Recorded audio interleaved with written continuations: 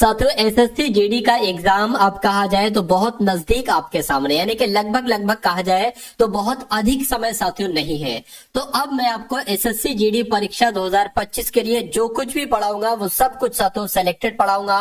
ऐसा नहीं साथियों कि बिल्कुल अगर हट के बात करें, एग्जाम से हटकर यहाँ पर साथियों कुछ बात नहीं की जाएगी, यानी कि सिर्फ वही आपको पढ़ाया जाएगा, वही क्वेश्चंस आपको साथियों दिखाए जाएंगे, समझाएंगे जाएंगे, उनके बारे में साथियों बताया जाएगा जो परीक्षा में आपको डायरेक्ट देखने को मिलेगा। तो साथियों इस चैनल को अगर आपने अभी तक सब्सक्राइब नहीं किया तो सब्सक्राइब कर लीजिए, और डेली मैं कोशिश करूंगा कि रोजाना रात्रि 8 बजे आपके लिए एक ऐसी क्लास लाऊं जो आपके एग्जाम को पूरी तरीके से साथियों कंप्लीट कर डाले।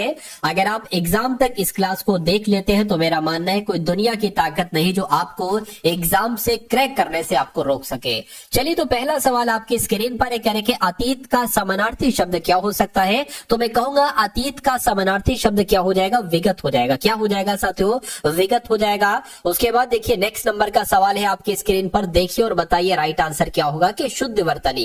देखिए शुद्ध वर्तनी इसमें से साथियों कौन से शब्द की आपको लग रही है, यानी कि लालायित कैसे लिखा जाता है। तो लालायित साथियों मैं कहूंगा जैसे ऑप्शन नंबर ए में लिखा हुआ है ना लालायित, ऐसे लिखा जाता है। बाकी तीनों वर्तनियां गलत है, ऑप्शन नंबर ए वाले की वर्तनी बिल्कुल सही है। उसके बाद देखिए अगला सवाल है, भाई जो लोग भी यहाँ पर लाइव आ चुके हैं उन सभी का स्वागत है। मैं एक बार बता देता हूँ, विपिन है, पूजा है, जातनी है, मिस्टर तेजस्विनी है, बलदेव, कारगिल, ठीक है, लवेश, सनी।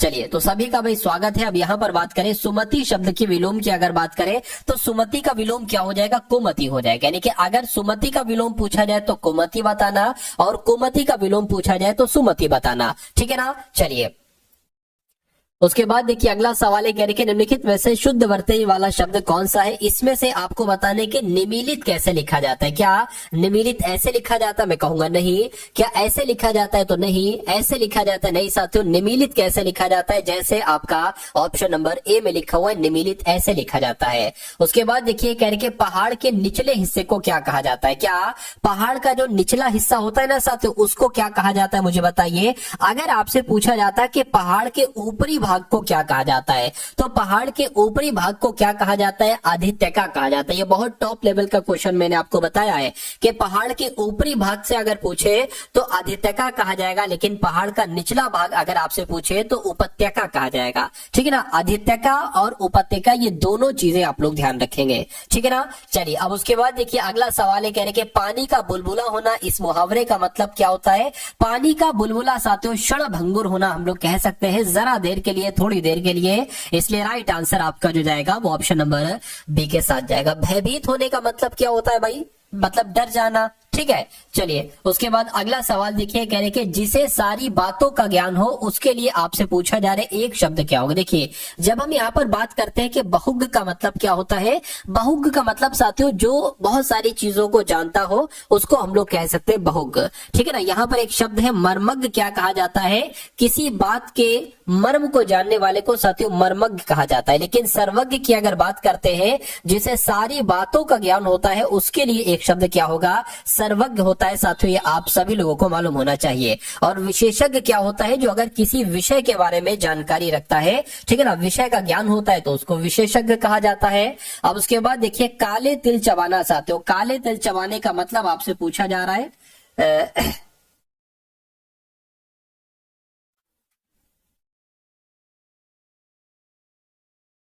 चलिए तो काले तिल चबाने का मतलब क्या हो जाएगा, मुझे बता दीजिए साथियों। देखिए पराधीन होना, जला वतन करना, गुस्सा होना या दीर्घ आयु होना। आंसर क्या है भाई, ठीक है।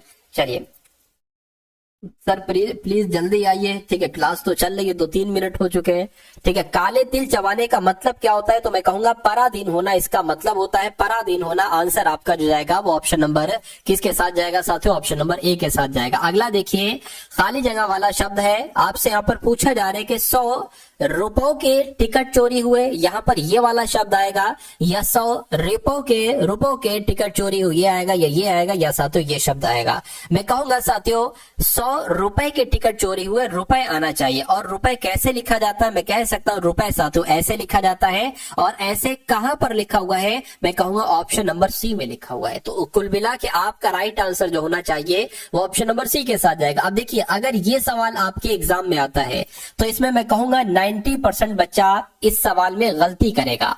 कुछ लोग ये लगा देंगे, कुछ लोग ये लगा देंगे, कुछ लोग ये लगा देंगे, लेकिन जो ऑप्शन नंबर सी वाला लगाएंगे ना, नंबर उन्हीं को मिलेंगे, गेनिंग पॉइंट उन्हीं को मिलेंगे। तो मैं कहूंगा साथियों मैं सब कुछ कंप्लीट आपको करवा दूंगा एसएससी जीडी एग्जाम के लिए, यानी कि तनिक सी भी जर्रा बराबर भी चीज मैं नहीं छोड़ूंगा जो एग्जामिनर पूछे और वो चीज आपको ना आती हो। तो आप लोग रोजाना रात्रि 8 बजे कोशिश करा करिए, मैं भी करूंगा कि डेली साथियों आपको क्लास दे पाऊं। अब कह रहे कि साथियों दिए हुए शब्द के सर्वाधिक उपयुक्त समानार्थी शब्द बताइए, यानी कि अंबर का समानार्थी शब्द आपसे यहाँ पर साथियों पूछा जा रहा है, मुझे बताइए। देखिए अंबर की अगर बात करते हैं तो अंबर को तो साथियों व्योम कहा जाता है। क्या कहा जाता है, व्योम कहा जाता है। पीतांबर की अगर बात करें तो पीतांबर को साथियों चक्रपाणी भी कहा जाता है। आपसे पूछा जा सकता है कि पीतांबर का समानार्थी शब्द क्या हो सकता है, तो चक्रपाणी आप लोग ध्यान रखेंगे, ठीक है ना। इसको हम लोग व्योम को क्या कह सकते हैं, या अंबर को हम लोग क्या कह सकते हैं साथियों, आकाश कहते हैं, गगन कहते हैं, ठीक है ना, गगन कहते हैं, नभ कहते हैं, ठीक है, आसमान कहते हैं, ये आप लोग ध्यान रखेंगे। और अगर हम सोम की बात करते हैं तो सोम का मतलब पता क्या होता है, सोम का मतलब होता है अमृत, सोम का मतलब होता है साथियों सुधा, सोम का मतलब अमृत होता है और अमीय भी होता है। क्या होता है, अमीय भी होता है और साथियों पीयूष भी होता है, यानी कि इतनी जानकारी आपको मालूम होना चाहिए। अब उसके बाद देखिए अगला सवाल है आपकी स्क्रीन पर, इस सवाल को साथियों देखिए और फटाफट यहाँ पर आप लोग मुझे बता दीजिए कि आपका राइट आंसर क्या होगा। मेरी नजर क्योंकि साथियों कमेंट की तरफ, सर आप मेरे कमेंट नहीं पढ़ते, बिल्कुल पढ़ते भाई सबके, ठीक है, सबके कमेंट पढ़ते। चलिए क्योंकि अब कमेंट मान लीजिए बहुत तेजी से निकल रहे हैं तो उसमें दिक्कत होती है। चलिए खैर कोई दिक्कत नहीं है, मैं समय समय पर 1-2 मिनट में कमेंट भी आपके देखता रहता हूं। कह रहे कि खाली जगह को भरिए। कह रहे कि रवि के जन्मदिन पर दोस्तों ने उसे एक एल्बम अनुदान दिया, एल्बम दान दिया, भेंट दिया, उपहार दिया, यानी कि इस खाली जगह में कौन सा शब्द आएगा मुझे बताइए। देखिए रवि का जन्मदिन है तो उसको एक एल्बम उसके गिफ्ट के रूप में दी गई है, यानी कि उपहार के रूप में दी गई। तो यहाँ पर क्या आना चाहिए साथियों, उपहार आना चाहिए। राइट आंसर जिनका ऑप्शन नंबर डी है बिल्कुल करेक्ट है। अब उसके बाद देखिए ये सवाल साथियों बहुत आपसे पूछा जाता है, कई बार आपके एग्जाम में पूछा जा चुका है। कहने के जिसके हाथ में वीणा हो उसके लिए साथियों एक शब्द क्या हो सकता है, फटाफट बता दीजिए। तो जिसके हाथ में वीणा हो साथियों उसके लिए एक शब्द क्या होगा, बताइए। बहुत अच्छा सवाल है साथियों, यहां पर आप लोग आंसर बता दीजिए। जिसके हाथ में वीणा हो के लिए एक शब्द क्या होगा।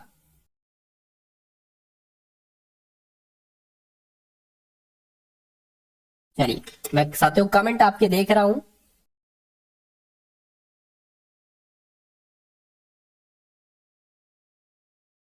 चलिए तो आंसर जिनका भी साथियों डी होना चाहिए, मैं कहूंगा आंसर आपका डी हो जाएगा। चक्रपाणी नहीं कहेंगे साथियों, उसको क्या कहेंगे, सरस्वती कहेंगे। आंसर आपका जाएगा ऑप्शन नंबर डी के साथ। उसके बाद देखिए कौन सा विलोम युग्म सही नहीं है साथियों मुझे बताइए। तो यहां पर अगर बात करते हैं साथियों, देखिए क्रय की जब हम बात करते हैं, क्रय का विलोम तो विक्रय होता है। क्रय का मतलब खरीदना, विक्रय का मतलब बेचना। एकत्रित का विलोम क्या होता है, तो एकत्रित का विलोम तो विकिरण होता है, ये भी बिल्कुल सही है। जय की बात करें, जय का विलोम अजय होता है, ये भी बिल्कुल सही है। लेकिन आहार का विलोम बिहार नहीं होता है, मैं कहूंगा आहार का विलोम क्या होता है, अनाहार होता है। तो कौन सा साथियों विलोम युग्म सही नहीं है, मैं कहूंगा ऑप्शन नंबर डी वाला सही नहीं है। तो इसलिए आपका राइट आंसर किस ऑप्शन के साथ जाएगा, ऑप्शन नंबर डी के साथ जाएगा, सी के साथ। उसके बाद देखिए नेक्स्ट नंबर का सवाल है, कह रहे कि दिए गए शब्द का समानार्थी शब्द बताइए, यानी कि सूर्य का आपको बताना है समानार्थी शब्द क्या हो सकता है साथियों, फटाफट बताइए। देखिए सूर्य की जब हम बात करते हैं ना तो सूर्य का आपसे समानार्थी शब्द पूछा जा रहा है, मुझे बताइए। चलिए तो इस प्रकार आपका राइट आंसर जो होगा वो किस ऑप्शन के साथ जाएगा, वो आदित्य के साथ जाएगा, क्योंकि सूर्य को आदित्य भी कहा जाता है। नेक्स्ट नंबर का सवाल है आपकी स्क्रीन पर देखिए। अच्छा यहां पर अगर बात करें, ठीक है ना, मयंक यहां पर लिखा हुआ, मयंक की अगर बात करें मतलब इसको चंद्रमा का ये समानार्थी हो जाएगा। उसके बाद देखिए सुव्यवस्था, यहां पर एक शब्द आपको दे रखा है, कहने के इस शब्द में से विलोम नहीं है, ये आपको यहां पर बताना है। देखिए सुव्यवस्था का विलोम कौन सा नहीं है, अच्छा, अगर मैं आपसे ये पूछूं कि सुव्यवस्था का विलोम कौन कौन सा है, तो सुव्यवस्था का विलोम कुव्यवस्था है, बिल्कुल सही। सुव्यवस्था का विलोम अव्यवस्था है, बिल्कुल सही। सुव्यवस्था का विलोम कहीं ना कहीं गड़बड़ी भी हो जाएगा, बिल्कुल, लेकिन सुचारू सुव्यवस्था का विलोम नहीं होगा। अब नहीं होगा तो यही आपका क्या हो जाएगा, राइट आंसर हो जाएगा। तो बहुत ध्यान से आपको इसको प्रश्न को पढ़ना है, कंफ्यूजन में आपको गलत नहीं करना है। अब उसके बाद देखिए नेक्स्ट नंबर का सवाल है साथियों, आपके स्क्रीन पर देखिए सवाल को और मुझे बता दीजिए कि दहेज प्रथा समाज के लिए अभिशाप है या दहेज प्रथा समाज के लिए अपराध है या सम्मान है या साथियों अपमान है। कौन सा शब्द यहां पर बिल्कुल सही आएगा? मैं कहूंगा दहेज प्रथा समाज के लिए अभिशाप है। आंसर जिनका भी ऑप्शन नंबर ए है बिल्कुल करेक्ट है। उसके बाद देखिए कहने के जो इंद्रियों की पहुंच से बाहर हो उसके लिए एक शब्द क्या हो सकता है, बताइए। तो जो इंद्रियों की पहुंच से बाहर हो उसको क्या कहा जाता है? उसको इंद्रियातीत कहा जाता है। क्या कहा जाता है साथियों? उसको इंद्रियातीत कहा जाता है। आप सभी लोगों को मालूम होना चाहिए, ठीक है ना। चलिए, तो जिनका भी आंसर, ये बहुत टॉप लेवल का क्वेश्चन है, मैं कहूंगा आपके एग्जाम में साथियों क्वेश्चन आपको देखने को मिलेगा। जो इंद्रियों की पहुंच से बाहर हो उसको क्या कहा जाता है? उसको इंद्रियातीत कहा जाता है। अगला सवाल है कहने के अंधेरी रातों वाला पखवाड़ा, इसके लिए एक शब्द क्या होगा? तो इसको क्या कहेंगे? देखिए अंधेरी रातों वाले पखवाड़े को क्या अमावस्या कहेंगे, ठीक है ना, या शुक्ल पक्ष कहेंगे या कृष्ण पक्ष कहेंगे या मलमास कहेंगे, बताइए। चलिए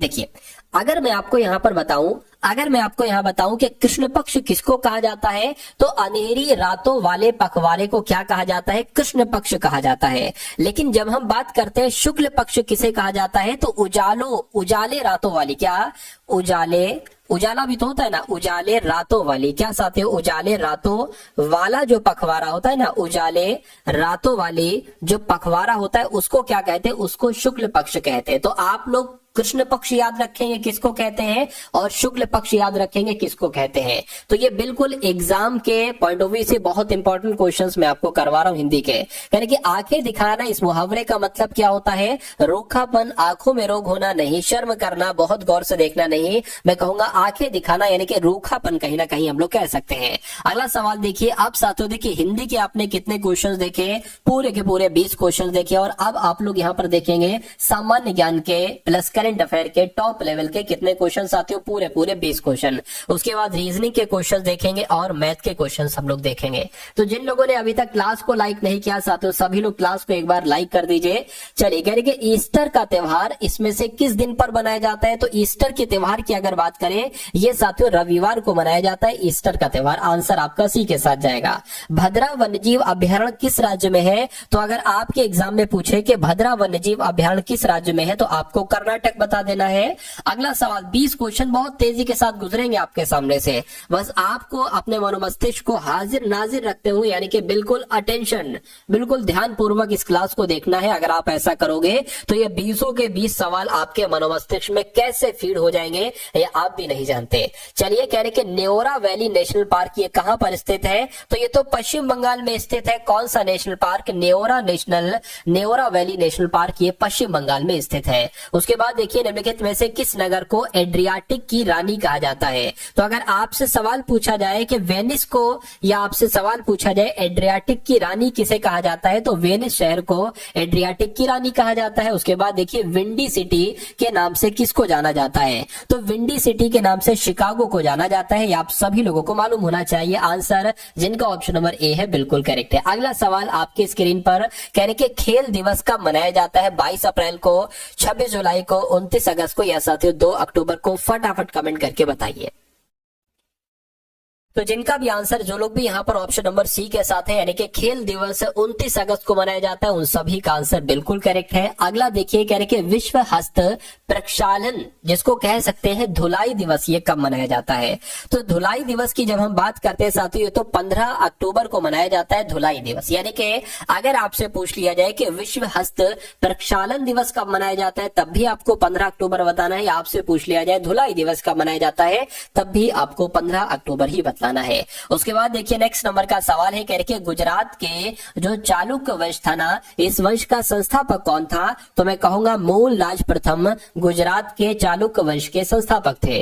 अगला सवाल है, कह रहे चंदेल वंश की स्थापना किसने की थी? तो चंदेल वंश की स्थापना तो नन्नुक ने की थी और इनको चंद्रवर्मन भी कहा जाता है। तो आपका सही जवाब जो जाना चाहिए वो किस ऑप्शन के साथ जाना चाहिए? वो ऑप्शन नंबर ए के साथ जाना चाहिए। अगला देखिए, कह रहे कि अंग्रेजी शासन काल में भारत का कौन सा क्षेत्र अफीम उत्पादन के लिए प्रसिद्ध था? मुझे बताइए। तो यहां पर आपका राइट आंसर साथियों किस ऑप्शन के साथ जाएगा? मैं कहूंगा कि बिहार आपका बिल्कुल सही जवाब है। यानी कि जब अंग्रेजों का शासन काल था उसमें से सबसे ज्यादा अफीम का उत्पादन किस राज्य में किया जाता था? तो मैं कहूंगा सबसे ज्यादा उत्पादन उस समय अफीम का बिहार में किया जाता था, जिनका आंसर ऑप्शन नंबर ए बिल्कुल करेक्ट है। अगला सवाल आपकी स्क्रीन पर पूछा जा रहा है आपसे कि भारत की जनगणना में ऋणात्मक वृद्धि, वैसे तो आपने साथियों हमेशा धनात्मक वृद्धि देखी होगी, ठीक है ना। आप देखते होंगे कि हर साल हर 10 साल में जनसंख्या में धनात्मक वृद्धि होती है, यानी कि जनसंख्या बढ़ जाती है।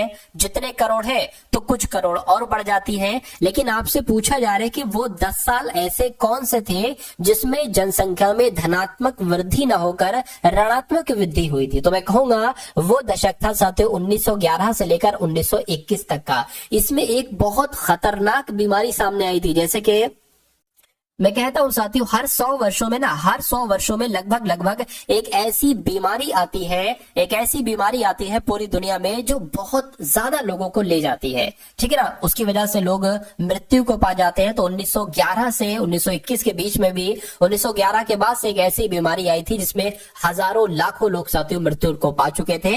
इसलिए यहाँ पर ऋणात्मक वृद्धि हुई थी साथियों, जनसंख्या घटी थी यहाँ पर। चलिए, तो 1911 से 21 का दशक आप लोग ध्यान रखेंगे। उसके बाद आपके सामने सवाल है, कह रहे कि भारत में जनसंख्या वृद्धि की दर अधिक है, क्योंकि आपको यानी कि जनसंख्या वृद्धि हो रही है, क्यों हो रही है? क्योंकि जन्म दर और मृत्यु दर दोनों ही अधिक बनी हुई है। अरे भाई, अगर जन्म दर भी अधिक होगी, मृत्यु दर भी अधिक होगी, तो जनसंख्या वृद्धि नहीं, जनसंख्या बराबर होगी। जन्म दर मृत्यु दर की अपेक्षा कम घटी हुई है या मृत्यु दर में कमी आई है, किंतु जन्म दर अधिक बनी। बिल्कुल, जनसंख्या बढ़ने का एक मात्र नहीं कह सकते, बहुत सारे कारणों में से एक कारण यह है कि मृत्यु दर कम, यानी कि लोग कम मर रहे हैं और पैदा ज्यादा हो रहे हैं। अरे भाई, इसी वजह से तो ठीक है 121 करोड़ से कितने हो गए? 141 करोड़ से ज्यादा हो गए हम लोग। तो मैं कहूंगा आंसर यहाँ पर, अगर ये सवाल आपके सामने आता है तो आंसर आपको ऑप्शन नंबर सी लगाना है। उसके बाद देखिए अगला सवाल है, कह रहे कि स्वतंत्रता, समानता, बंधुत्व की अवधारणा भारत के संविधान की प्रस्तावना में निहित किस देश के संविधान से ली गई है? अपना जो भारत है ना, अपने भारत में बहुत सारी चीजें, मैं कहूंगा सारी चीजें लगभग और देशों के संविधान से ली गई हैं, ठीक है ना। और ये सवाल भी आपसे पूछा जाता है, तो मैं कहूंगा स्वतंत्रता, समानता और बंधुत्व की अवधारणा भारत के संविधान की प्रस्तावना में निहित है और ये फ्रांस के संविधान से ली गई है। सही जवाब जिनका ऑप्शन नंबर डी था बिल्कुल करेक्ट है। अगला देखिए, कह रहे निम्नलिखित में से भारतीय राजव्यवस्था में सर्वोच्च है, यानी कि जो अपनी राजव्यवस्था है ना, इसमें सबसे ऊपर कौन है? तो सबसे ऊपर साथियों संविधान है। आंसर आपका ऑप्शन नंबर सी हो जाएगा। उसके बाद देखिए, किसने कहा है कि भारत एक अर्धसंघात्मक राज्य है? तो ये किसका कथन? ये कथन आपसे एग्जाम में बहुत पूछा जाता है और इस बार साथियों उम्मीद है कि आपसे ये सवाल पूछा जाए, ठीक है ना। ये सवाल एमटीएस में पूछा था, अच्छा एमटीएस में पूछा था, बहुत अच्छी बात है। तो जीडी के एग्जाम में भी आपसे पूछा जा सकता है। तो किसने कहा था, अगर आपसे पूछे कि भारत एक अर्धसंघात्मक राज्य है, तो मैं कहूंगा केसी व्हीलर ने यह कहा था कि भारत एक केसी वियर ने कहा था कि भारत एक अर्धसंघात्मक राज्य है, ये आपको मालूम होना चाहिए। उसके बाद देखिए कह रहे कि अब यहाँ पर देखिए 5 क्वेश्चन हम लोग देख लेते हैं एकदम टॉप लेवल के करंट अफेयर के, क्योंकि 20 सवाल आपके एग्जाम में आते हैं, जिसमें से 15 सवाल मैं आपको कराता हूं साथियों जीके के और बचे 5 सवाल मैं आपको कराता हूं करंट अफेयर के। तो अब 5 सबसे दमदार, सबसे इंपॉर्टेंट 2024 के 5 क्वेश्चन देखेंगे करंट अफेयर के। आपसे पूछा जाएगा आपके एग्जाम में कि बैडमिंटन खिलाड़ी ने, यानी कि किस बैडमिंटन खिलाड़ी ने ल्यूवेन में महिला सिंगल्स का खिताब जीता है? तो इनका नाम है अनमोल खरब और ये एक बैडमिंटन खिलाड़ी है। आपसे ये भी पूछा जा सकता है कि अनमोल खरब का संबंध किस खेल से है? तो बैडमिंटन से है। तो कुल मिला के अनमोल खरब ने ल्यूवेन में महिला सिंगल्स का खिताब जीता है। आपको आपको मालूम होना चाहिए। उसके बाद देखिए कह रहे कि किस देश ने ऑपरेशन सद्भाव शुरू किया है, तो मैं कहूंगा अपने देश भारत ने ऑपरेशन कौन सा शुरू किया है, ऑपरेशन सद्भाव शुरू किया है। या आपका आंसर ऑप्शन नंबर सी के साथ जाएगा। उसके बाद देखिए कहा जा रहा है कि ब्रुसेल्स में डायमंड लीग 2024 का खिताब किसने जीता है, तो यहां पर आपका साथियों राइट आंसर किस ऑप्शन के साथ जाएगा, फटाफट बताइए। तो मैं कहूंगा आपका राइट आंसर एंडरसन पीटर्स के साथ जाएगा, क्योंकि ब्रुसेल्स में डायमंड लीग 2024 का खिताब किसने जीता है, तो एंडरसन पीटर्स ने जीता है। आंसर आपको ऑप्शन नंबर सी के साथ जाएगा। अगला सवाल है कह कि ऑपरेशन यमन किसने शुरू किया है, ईरान ने, इजराइल ने या साथियों फिलिस्तीन ने। तो अगर एग्जाम में यह सवाल आए तो तुरंत लगा देना इजराइल, क्योंकि ऑपरेशन यमन की शुरुआत किसने की है, तो मैं कहूंगा इजराइल देश ने की है। नेक्स्ट नंबर का सवाल है कह कौन सा देश वैश्विक साइबर सुरक्षा सूचकांक में टियर 1 पर पहुंच गया है। तो कौन से देश की बात चल रही है, मैं कहूंगा अपने भारत की बात चल रही है, यानी कि अपना भारत देश वैश्विक साइबर सुरक्षा सूचकांक में टियर 1 पर पहुंच गया है। आंसर आपका ऑप्शन नंबर सी अगर है तो मैं कहूंगा आंसर आपका बिल्कुल करेक्ट भाई, बहुत बढ़िया, वेरी गुड क्लास। तो अब यहाँ पर साथियों हम लोग देख लेंगे कौन से क्वेश्चन, मैं कहूंगा रीजनिंग के एकदम टॉप लेवल के साथियों क्वेश्चंस हम लोग यहाँ पर देखेंगे। तो अब आप लोग यहां पर साथियों तैयार हो जाइए, सबसे सटीक और सबसे शानदार रीजनिंग के क्वेश्चन आपके सामने से गुजरेंगे, और मैं कहूंगा जैसा आपका इस बार पेपर आएगा वैसे क्वेश्चंस मैं आपको करवाने वाला हूं। चलिए तो पहला सवाल आपकी स्क्रीन पर आ चुका है, कहने के उस पासे का चयन कीजिए जिसे निम्नांकित पत्रक शीट को रेखाओं पर मोड़ने पर प्राप्त किया जा सकता है। और अगर आपको जो भी मैं क्वेश्चन कराऊंगा इसमें अगर आपको कोई भी कंफ्यूजन हो, कहीं पर भी कंफ्यूजन हो, तो तुरंत आपको एक काम करना है, क्या करना है, तुरंत आपको साथियों कमेंट करना है। मेरी नजर साथियों लगातार आपके कमेंट की तरफ बनी हुई है, और जैसे मैं देखूंगा कि किसी भी बच्चे को छोटी सी भी दिक्कत है तो मैं उसको लाइव अभी साथियों सॉल्व कर दूंगा, ठीक है ना सर। लाइव पोल टेस्ट है, अब देखिए मैं अकेला हूं, अब लाइव पोल अगर मान लीजिए पोल लगाएगा कोई बंदा तो फिर वो भी होना चाहिए, ठीक है। अब पूरा काम जो है ना मैं संभाल रहा हूँ और टाइपिस्ट लगे हुए हैं, टाइपिस्ट अपना काम कर रहे हैं। अब वो पोल मैं लगाऊंगा तो फिर पढ़ा आपको कैसे पाऊंगा। चलिए खैर इस सवाल की अगर बात करें, देखिए इस सवाल के बारे में मैं आपको बता देता हूँ, बहुत अच्छा और बहुत आसान सा सवाल है। कह रहे हैं कि कौन सा ये पासा है, ये एक ओपन पासा है, यानी कि जो एक ये पासा है ना, इस पासे को खोल दिया गया है, ये पासा आपके सामने आ गया है। तो ये पूछा जा रहा है कि इस पासे को अगर मोड़ा जाए तो कौन कौन सा पासा, ठीक है, मोड़ने पर कौन सा पासा बनाया जा सकता है। ये वाला पासा बनाया जा सकता है, ये वाला या ये वाला। अब देखिए साथियों मैं आपको एक चीज यहाँ पर बता देता हूँ, अगर आपसे सवाल ये पूछा जाता कि ये खुला हुआ पासा है या बंद पासा है, बताइए 4 का विपरीत संख्या पर कौन सा होगा। यानी कि अगर मान लीजिए 4 यहाँ पर है ना, तो इस यहाँ पर साथियों कौन सी संख्या होगी।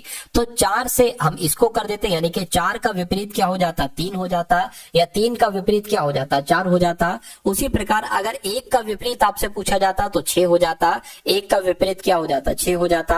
अब बचा 2 का विपरीत क्या हो जाता साथियों, 2 का विपरीत यहाँ पर 5 हो जाता। इतनी बात क्लियर है क्या, ये बिल्कुल क्लियर है। चलिए अब अगर हम सबसे पहले इसका चयन करें, ये 1 है, ये 2 है, ये 4 है, ये 4 है, ये 2 है और ये 3 है, ये 2 है, ये 3 है, ये 1 है, ये 6 है, ये 2 है। और अगर बात करते हैं साथियों इसकी, ये क्या था, ये तो 1 था। चलिए अगर हम ये आपसे पूछें कि क्या ये वाला पासों को अगर हम मोड़े तो क्या ये वाला पासा बन सकता है, ऑप्शन नंबर ए वाला पासा साथियों बन सकता है या नहीं। देखिए ये 1 है, 1 का विपरीत क्या है, 6 है, तो इसमें 1 का विपरीत साथियों 6 नहीं होना चाहिए, 1 का विपरीत यहाँ पर 6 नहीं है, ठीक है।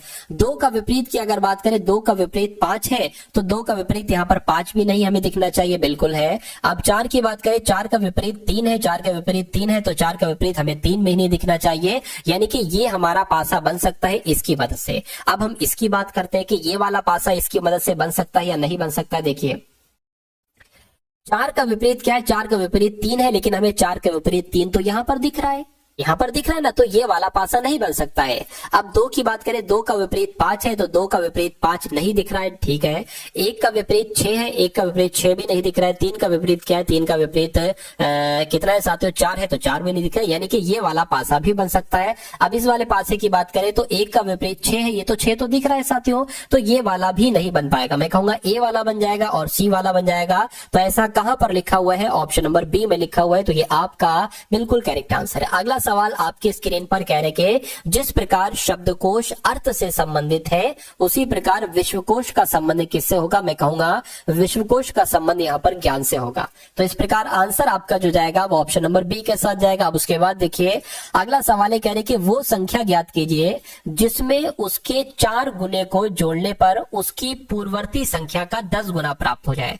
तो अगर ये सवाल साथियों आपके सामने आता है तो आप इस सवाल को कैसे करेंगे। मान लीजिए वो संख्या, जिस संख्या की यहाँ पर बात चल रही है ना, वो संख्या मान लीजिए x है, तो कह रहे कि वो संख्या ज्ञात कीजिए जिसमें उसके 4 गुने, यानी कि उसी संख्या में उसका 4 गुना प्लस कर दिया जाता है। वही यही तो बात कह रहे हैं, जिसमें उसके 4 गुने को जोड़ने पर उस संख्या में उसके 4 गुने को जोड़ दिया, और जोड़ने पर साथियों उसके पूर्ववर्ती, यानी कि इस संख्या का पूर्ववर्ती क्या होगा, इसमें 1 घटा दो, इसमें 1 घटा दोगे, ये साथियों पूर्ववर्ती हो गया। तो कह रहे हैं कि 4 गुने को जोड़ने पर, 4 गुने को जोड़ दिया तो उसकी पूर्ववर्ती संख्या का 10 गुना हो जाता है, यानी कि इसका इस पूर्ववर्ती संख्या का 10 गुना हो जाता है। तो कहने के वो संख्या बताइए, यानी कि x का मान यहाँ पर आपसे पूछा जा रहा है। तो मैं कहूंगा साथियों ये 4x और x कितना हो जाएगा, 5x हो जाएगा, बराबर 10 की x से गुणा होगी, तो यहाँ पर साथियों ये 10x हो जाएगा, -10 हो जाएगा। इतनी बात क्लियर है, बिल्कुल क्लियर है। अब यहाँ पर अगर बात करें साथियों, देखिए ये 10x है, ये बराबर के उधर 5x है ना, इधर आएगा तो माइनस का 5x हो जाएगा, बराबर के उधर 10 जाएगा तो प्लस हो जाएगा, यानी कि 10x में से 5x जाएगा, तो यहाँ पर कितना बचेगा, 5x बराबर 10 बचेगा, और x बराबर कितना बचेगा साथियों, 2 बचेगा। इतनी बात क्लियर है। तो x का मान आपसे पूछा गया था, x का मान 2 आ चुका है। 2 कौन से ऑप्शन में है, तो ऑप्शन नंबर ए वाले में है। तो समझे साथियों, इस सवाल में अगर आपको कोई दिक्कत है, कोई परेशानी है, तो फटाफट एक बार आप लोग मुझे यहाँ पर बताएंगे।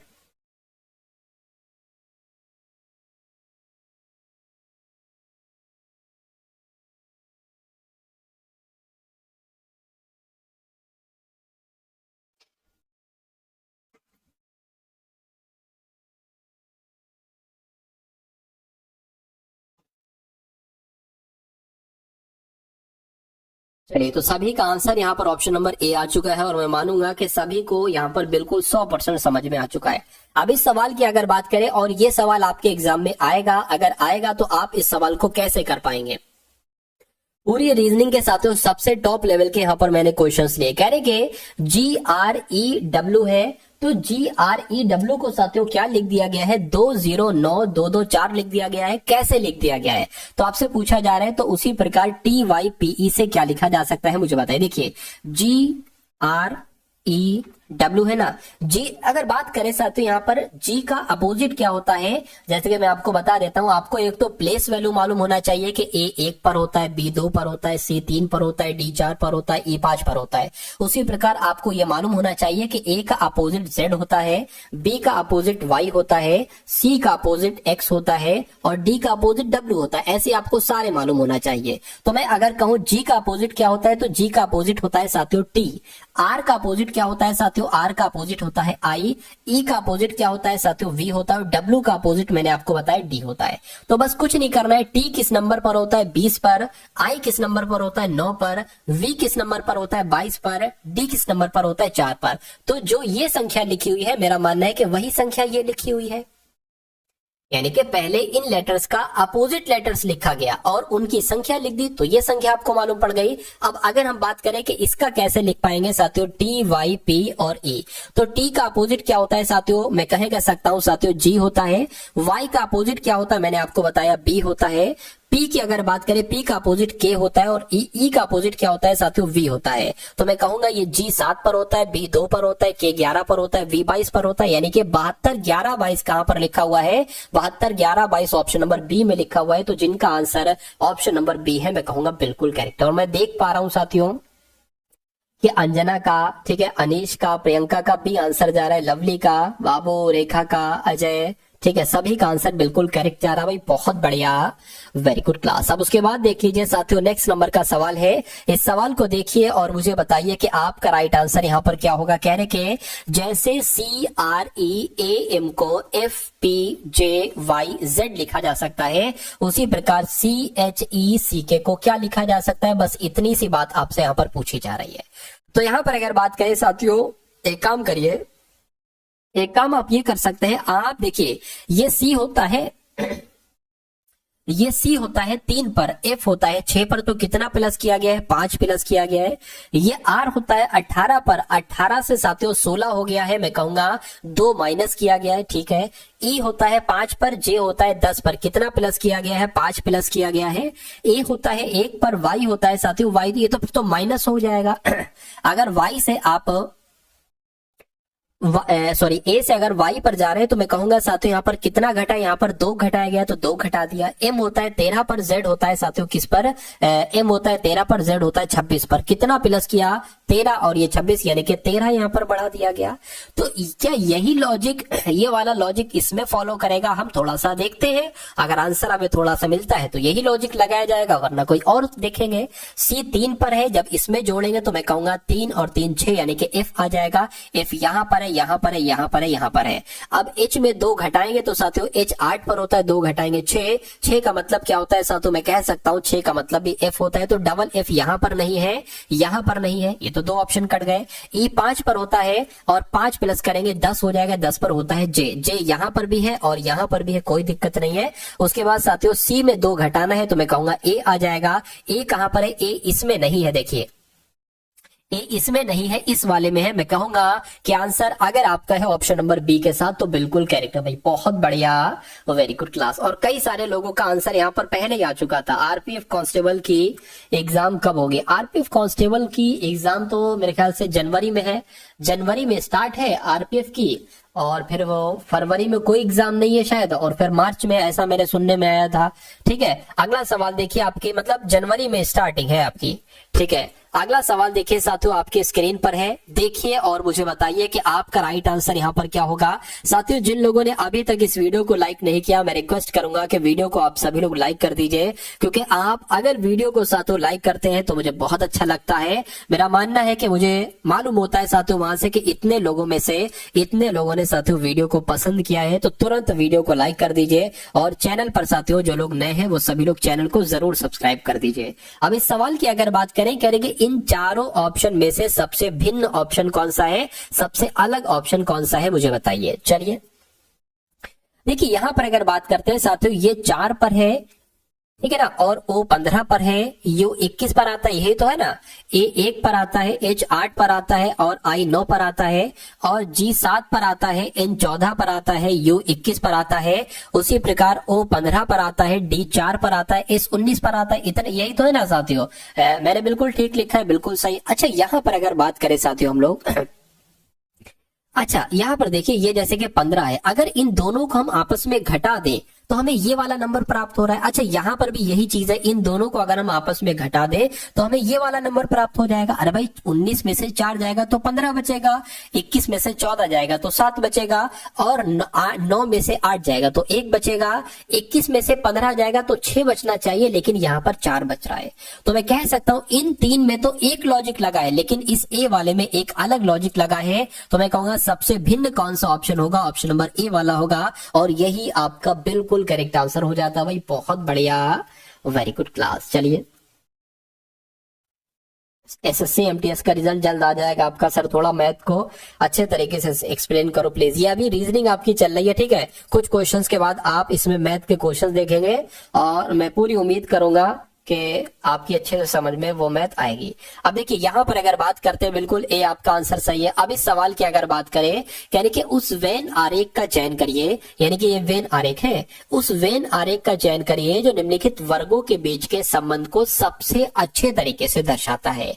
यात्री, जहाज, ट्रेन। अब आपको बताना है साथियों आंसर आपका क्या हो सकता है। देखिए मैं कहूंगा ये जहाज एक अलग चीज होती है और ट्रेन एक अलग चीज होती है, ठीक है। लेकिन जो यात्री होते हैं ना वो जहाज में भी बैठते हैं, वो साथियों ट्रेन में भी बैठते हैं। तो अगर मैं साथियों ऐसे करके बना दूं, एक काम करिए, मैं अगर साथियों यहाँ पर अगर बात करें, इसको हटा देता हूं, मैं ऐसे करूं, मान लीजिए ये कौन हो गए साथियों, ये यात्री हो गए, ठीक है ना। और कुछ यात्री मान लेते हैं साथियों, कुछ यात्री जो है ना ये ट्रेन से सफर करते हैं, कुछ यात्री ट्रेन से सफर करते हैं, और कुछ यात्री जो हो जाएंगे ना वो जहाज से सफर करते हैं, और हो सकता है कुछ यात्री अपने पैदल भी रवाना हो जाए, ठीक है। कुछ यात्री अपनी बाइक से हो जाए, कुछ यात्री भाई पानी वाली जहाज से यात्रा करे। तो मैं कहूंगा ऐसा सबसे बढ़िया वैन आरेख बनेगा। तो ये वैन आरेख यहाँ पर बना हुआ है नहीं, यहाँ पर बना हुआ है नहीं, यहाँ पर बना हुआ नहीं, मैं कहूंगा ऑप्शन नंबर डी वाले में बना हुआ है। तो इस प्रकार आपका आंसर जो जाना चाहिए वो ऑप्शन नंबर डी के साथ जाना चाहिए। सर आपकी दूसरी क्लास कब होती है, प्लीज बता दीजिए।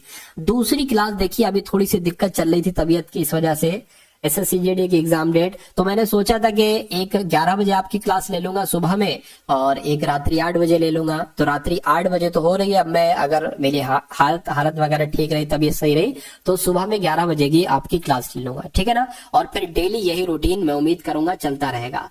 देखिए SSC की एग्जाम डेट की अगर बात करें तो आपका जनवरी में एग्जाम स्टार्ट है, और अब बहुत अधिक समय नहीं बचा, यानी कि जो सिलेक्शन वाला बंदा है, सिलेक्शन लेना चाहता है, उसके लिए बहुत अधिक समय अब बचा नहीं है।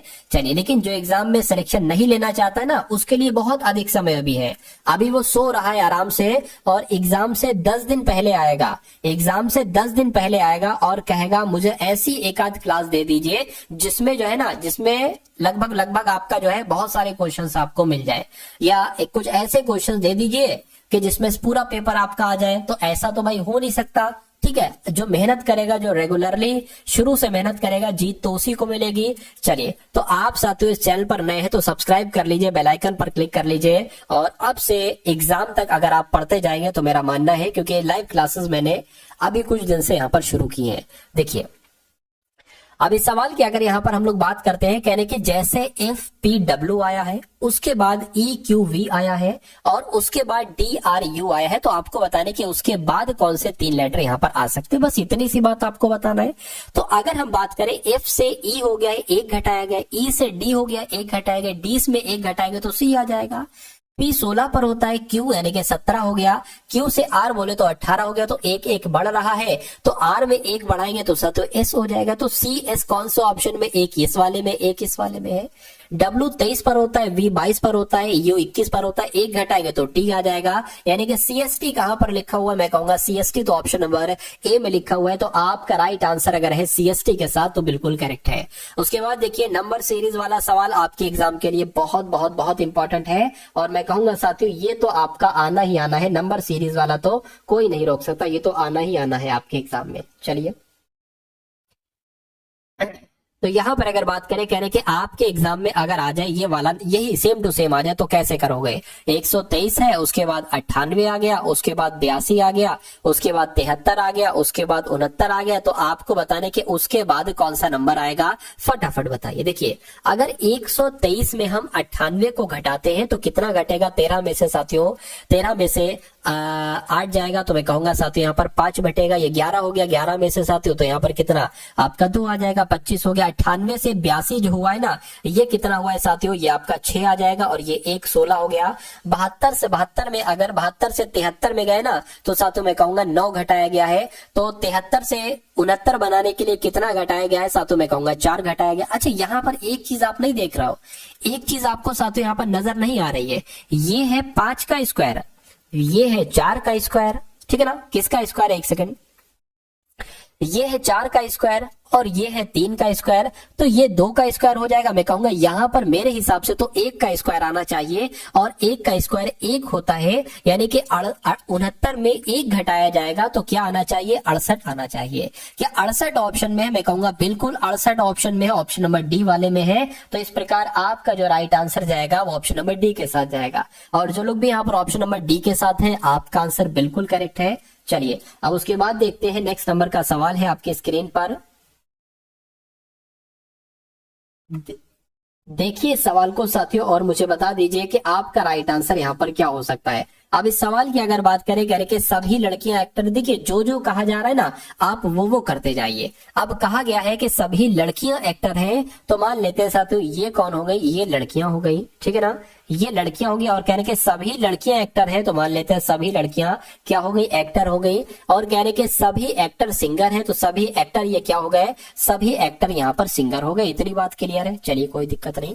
अब उसके बाद देखिए, अब निष्कर्ष आपको देखना और बताने के कौन कौन सा निष्कर्ष सही है, कौन कौन सा निष्कर्ष यहाँ पर गलत है। चलिए, यानी कि कोई भी एक्टर लड़की नहीं, अच्छा यहाँ पर ये कुछ लड़कियां सिंगर नहीं। अब पहला पॉइंट तो आपको ये देखना है कि अगर कथन कभी भी पॉजिटिव में है तो निष्कर्ष जो होगा ना, वो निष्कर्ष भी साथियों पॉजिटिव में होना चाहिए। अगर नेगेटिव में निष्कर्ष है तो वो निष्कर्ष हम गलत मानेंगे, यानी कि उसको तुरंत हम कट कर देंगे, तो ये नहीं हो सकता सही। अब दूसरे वालों को देखिए, करेंगे कोई भी एक्टर लड़की नहीं, ये भी नेगेटिव आ गया। अरे भैया, जब कथन पॉजिटिव में है तो निष्कर्ष नेगेटिव में कैसे आ सकता है। सभी लड़कियां सिंगर है, लड़कियां ये हो गई, कह कि सभी क्या लड़कियां सिंगर है, मैं कहूंगा बिल्कुल सिंगर के अंदर आ रही है लड़कियां, यानी कि सभी लड़कियां सिंगर है, ये वाला आपका बिल्कुल सही हो जाएगा।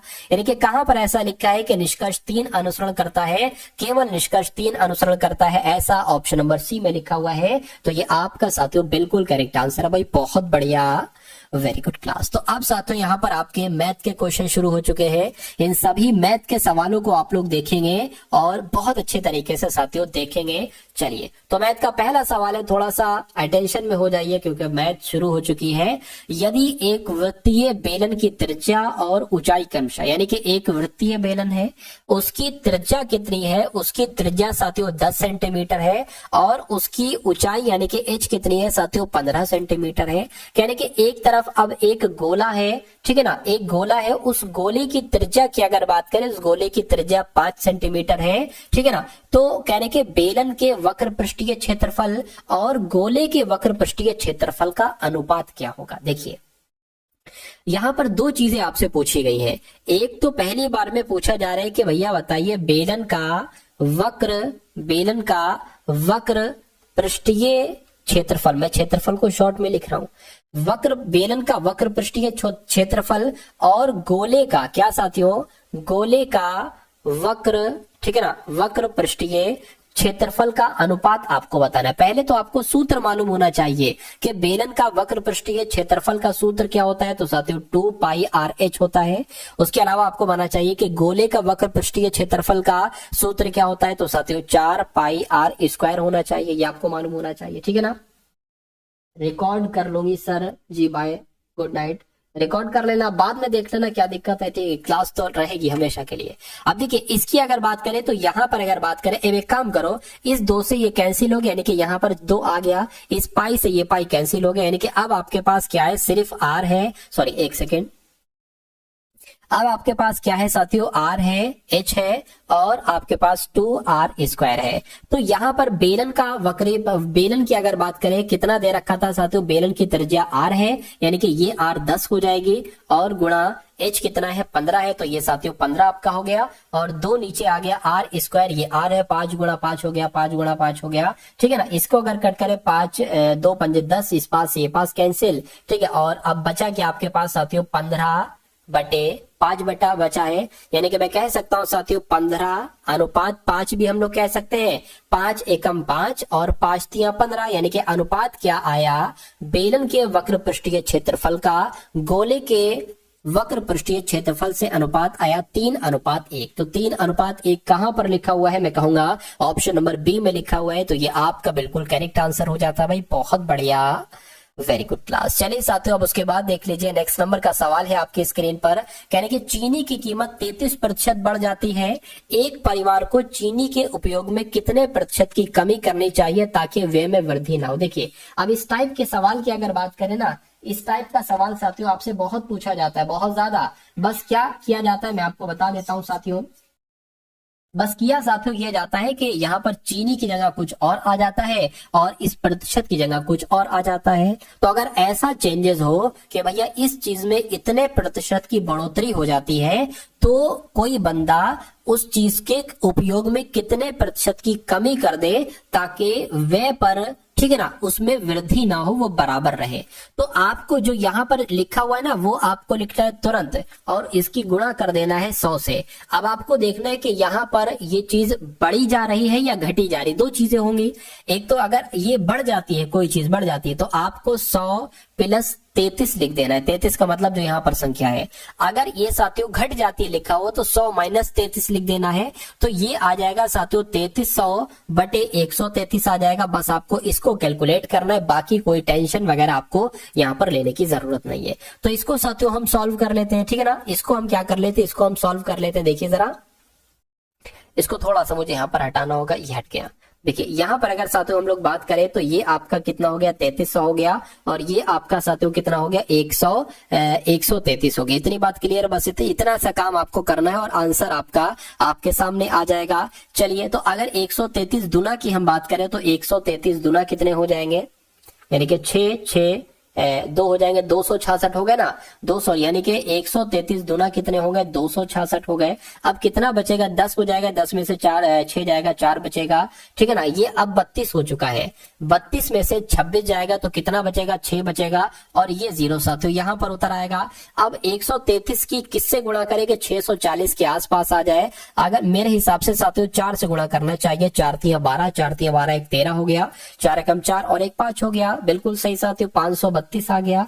ठीक, यहाँ पर 4 आ जाएगा, तो कितना आ गया साथियों। अब देखिए कुछ ना कुछ इसमें से बचेगा, तो मैं कहूंगा 24 तो यहाँ पर आ चुका है, तो इसको अगर कट करेंगे तो 24 पॉइंट करके कुछ आएगा, और 24 पॉइंट करके किस ऑप्शन में लिखा हुआ है, ऑप्शन नंबर डी में लिखा हुआ है। तो इस प्रकार आपका राइट आंसर जो जाएगा वो ऑप्शन नंबर डी के साथ जाएगा, ठीक है ना। तो मैं कहूंगा साथियों पूरा सॉल्व करने की जरूरत ही नहीं रही, आपने 24 देख लिया और पॉइंट में कुछ आ रहा है तो आप डी लगा के आगे बढ़ जाएंगे। चलिए, उसके बाद देखिए नेक्स्ट नंबर का सवाल है साथियों, आपके स्क्रीन पर देखिए सवाल को और बताइए सही जवाब आपका क्या हो सकता है, बताइए।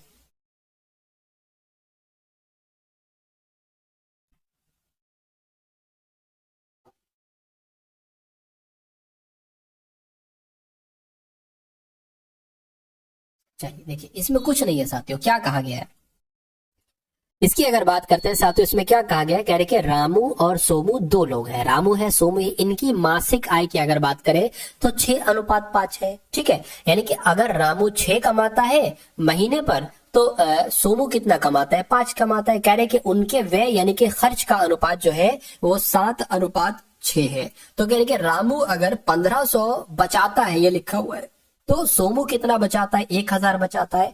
आपको इतना तो मालूम होना चाहिए, ठीक है, आपको इतना तो मालूम होना चाहिए साथियों, क्या अगर मान लेते हैं साथियों ये आपकी आय है, अगर हम साथियों इस आय में से क्या घटाते हैं, अगर हम इस आय में से साथियों बचत को घटाते हैं, ठीक है ना, तो आपका क्या निकल आता है, आपका साथियों खर्च निकल आएगा, यानी कि आपका व्यय निकल आएगा। आपका क्या निकल आएगा साथियों, आपका व्यय निकल आएगा। तो अगर हम साथियों बात कर लेते हैं कि रामू की आय कितनी है, 6x है, ठीक है ना। 6x में से अगर हम साथियों इसकी बचत कितनी है, 1500 इसकी बचत है, तो इसकी अगर बचत हम घटा देते हैं तो हमारे पास साथियों कितना आ जाना चाहिए, हमारे पास इसकी क्या आ जाएगी साथियों, हमारे पास इसकी व्यय आ जाएगी, बिल्कुल व्यय आ जाएगी। उसी प्रकार बटे में करके साथियों हम सोमू का यही कर लेते हैं कि सोमू की आय 5x है, और इसकी अगर हम बचत को घटा देते हैं यानी कि 1000 घटा देते हैं तो इसकी कितनी रह जाएगी, वह कितना बचेगा, 6 बचेगा। यह बात क्लियर है, बिल्कुल क्लियर है। अब साथियों इसको आप कैलकुलेट करा सकते हो, क्या करा सकते हो, आप इसको कैलकुलेट करा के x का मान निकाल सकते हो, और जब आपका x का मान निकल जाए तो आंसर निकालना बहुत आराम हो जाएगा। क्यों, क्योंकि रामू की मासिक आय आपसे पूछी गई है और रामू की मासिक आय है 6x है, तो x का मान जब निकल जाएगा उसकी गुणा 6 से आपको कराना है, बस आंसर आ जाएगा। तो इसको कैलकुलेट कराओ तो कितना आ जाएगा साथियों, आपका 6 छंग 36 हो गया, 36x 15 पंजे 75, 15 छक्का 90 हो गया, यानी कि 9000 हो गया यहाँ पर, बराबर 7 पंजे आपका 35 हो गया, 35x माइनस 7000 हो जाएगा, 7 की गुणा 1000 से करेंगे। इतनी बात क्लियर है, कहिए बिल्कुल क्लियर है। उसके बाद देखिए, अब देखिए 36x है ना, बराबर के उधर है 35x, जब इधर आएगा तो 36x माइनस 35x हो जाएगा, जिसमें से x बचेगा। अब ये 9000 उधर चला जाएगा साथियों, जब 9000 उधर चला जाएगा तो मैं कहूंगा ये क्या हो जाएगा, ये प्लस का हो जाएगा, ठीक है। ये जब प्लस का हो जाएगा ना, ठीक है, तो 9000 माइनस 7000 हो जाएगा, तो कितना बचेगा, इसमें से 2000 बचेगा, यानी कि x बराबर आपके सामने जो आ गया है वो 2000 आ गया है। तो बस मैंने आपसे कहा था कि रामू की मासिक आय कितनी है, रामू की मासिक आय 6x है, तो जब x बराबर 2000 है तो साथियों क्या हो जाएगा, 6 गुणा 2000 हो जाएगा। तो रामू की मासिक आय कितनी निकल कर आ जाएगी, 12,000 निकल कर आ जाएगी। और 12,000 कौन से ऑप्शन में है, तो ऑप्शन नंबर ए वाले में। इसी प्रकार आप से अगर पूछा जाता सोमू की मासिक आय कितनी है, तो साथियों हम 2000 की गुणा साथियों 5 से करा देते, 10,000 सोमू की मासिक आय हो जाती। चलिए अब उसके बाद देखिए नेक्स्ट नंबर का सवाल है आपके स्क्रीन पर, इस सवाल को देखिए और बताइए। सर जी कुछ समझ नहीं आ रहा है मुझे। ठीक है, देखिए देखिए आप जो हो, हाँ सुन रहा हूं। देखिए ऐसा है कि मैं, अच्छा इस क्वेश्चन को आप समझिए, बिल्कुल बहुत आराम से समझिए, बहुत धैर्य के साथ समझिए। ठीक है, आप बिल्कुल अभी नए हो, मुझे ऐसा लग रहा है कि अभी आपने बिल्कुल, आपकी शुरुआत है तभी आपकी समझ में नहीं आ रहा है। आपको एक काम करना चाहिए कि जो भी मैं क्वेश्चंस करवाऊं उनको आप तैयार करिए, क्योंकि आपका मैं समझ चुका हूं सब, बिल्कुल आपका बेसिक, आपको बेसिक नॉलेज भी बहुत कम है, लेकिन कोई दिक्कत नहीं है। अगर आप अच्छे तरीके से पढ़ेंगे, औरों से अधिक मेहनत करेंगे, तो आप उनके बराबर आ जाएंगे। ठीक है, अब मैंने आपको सिर्फ सिंपल सी बात इस क्वेश्चन में इतना बताया कि x अनुपात y 5:2 है, यानी कि जहां पर आपको x दिखे वहां पर आप 5 लिख देना, इतना तो कर सकते हो। और जहां पर आपको y दिखे वहां पर आप 2 लिख देना, इतना सो कर सकते हो बस। ठीक है, अब ये 8x लिखा हुआ है, तो 8 गुणा, अब देखिए इनके बीच में गुणा है, ये x अलग है। अब x का मान मैंने 5 बताया था, तो 5 आ गया, -9 लिखा है 9। अब 9 गुणा y है, 9 गुणा y का मतलब 2 है, तो 2 लिख दिया। ठीक है ना। चलिए उसके बाद अगर बात करें 14x लिखा है, यानी कि 14 गुणा x है, तो 14 तो लिख दिया, गुणा x का मान कितना है, 5 है, तो यहाँ पर 5 आ गया। -13 की अगर बात करें, 13 गुणा 2 यहाँ पर आ जाएगा। 8 पंजे 40 आ गया, 9 दूना 18 आ गया, अनुपात आ गया, 14 पंजे 70 आ गया, 13 दूना 26 आ गया, कितना आ गया, 26 आ गया। 13 दूना कितना आ गया साथियों, 26 आ गया। चलिए कोई दिक्कत नहीं है। अब यहाँ पर अगर बात करते हैं साथियों, 40 में से 18 घटाएंगे 22 आ जाएगा, और 70 में से साथियों, 70 में से अगर 26 घटाते हैं तो 44 आ जाएगा। यानी कि मैं कहूंगा साथियों 22 एकम 22 और 22 दूना 44, तो इनका अनुपात क्या आ जाएगा, 1:2 आ जाएगा। और 1:2 कौन से ऑप्शन में लिखा हुआ है, ऑप्शन नंबर सी वाले में लिखा हुआ है। तो क्या ये सवाल आपकी समझ में नहीं आया, ये सॉल्यूशन आपकी समझ में नहीं आया? अगर समझ में आया है तो बहुत अच्छी बात है। ठीक है, अब अगला सवाल देखिए, और साथियों देखिए, जो बिल्कुल देखिए मैं सवाल का हर एक चीज आपको बताता हूँ, बिल्कुल बेसिक से मैं आपको बताने की कोशिश करता हूँ कि सारी चीजें आपकी जो है ना वो समझ में आ जाए।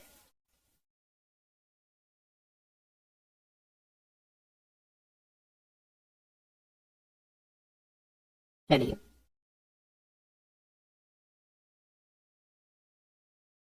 हाँ इस सवाल में क्या है, कह रहे कि किसी स्कूल में लड़कियां हैं और लड़के हैं, इनकी संख्या का अनुपात 8:7 है। देखिए लड़कियां कह रहे हैं कि अगर 8 है तो लड़के 7 हैं। तो कह रहे हैं कि अगर लड़कियों और लड़कों की संख्या में वृद्धि कर दी जाए, लड़कियों की क्या, लड़कियों की संख्या में 10% की वृद्धि कर दी जाए और लड़कों की संख्या में 20% की वृद्धि कर दी जाए, तो फिर इनको जो नया अनुपात इनका क्या निकलेगा, यानी कि फिर उनको जो काटा पीटी करेंगे ना नंबर्स का, उनका अनुपात क्या निकलेगा। देखिए ये 8:7 है, इसको हम 800:700 भी कह सकते हैं और 80:70 भी कह सकते हैं। तो एक काम करिए, ठीक है, गर्ल्स का कितना है, 8 है ना, तो गर्ल्स की यहाँ पर अगर बात करें और बॉयज की अगर यहाँ पर हम लोग बात करें, तो एक काम करो, इसको 800 मान लो आप, और बॉयज को कितना मान लो, 700। यानी कि एक स्कूल है, उस स्कूल में 800 लड़कियां हैं और 700 लड़के हैं। और कह रहे हैं कि यदि लड़कियों और लड़कों की संख्या में इतने इतने की वृद्धि की जाती है, यानी कि लड़कियों की संख्या में 10% की वृद्धि करेंगे, यानी कि जब लड़कियों की संख्या बोले तो 800 है, इसमें 10% की वृद्धि करेंगे तो कितनी हो जाएगी साथियों, 80 हो जाएंगी। यानी कि 80 इसमें और बढ़ा देंगे, कितनी हो जाएगी, 880 हो जाएगी। उसके बाद लड़कों की संख्या में 20% की वृद्धि की गई है, लड़कों की संख्या में साथियों 20% की वृद्धि की गई है। तो अगर हम 700 का 20% निकालें तो कितना निकल जाएगा, 20 एकम 20, 20 पंजे 100 हो जाएगा, 5 एकम 5, 5 एकम 5 हो गया, 5 चौक 20, यानी कि 140 हो जाएगा। तो 700 में 140 प्लस करिए, 840 आ जाएगा। कहने का मतलब ये है कि भैया हमने वृद्धि कर दी इतनी और इतनी, तो इनका नया अनुपात कितना निकला, इनका नया अनुपात निकला 880:840। अगर ये कट सकता है तो इसको कट कर लिए, 0 से 0 कैंसिल हो गया। ठीक है, अब 4 से कट करें, 4 दूना 8, 4 दूना 8, 4 दूना 8 और 4 एकम 4।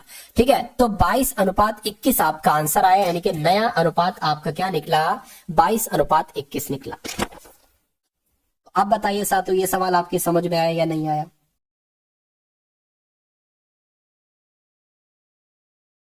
नसरुद्दीन मलिक जी, मैं आपकी बात मैंने सुन ली थी, ठीक है, दोबारा आप बोल दीजिए।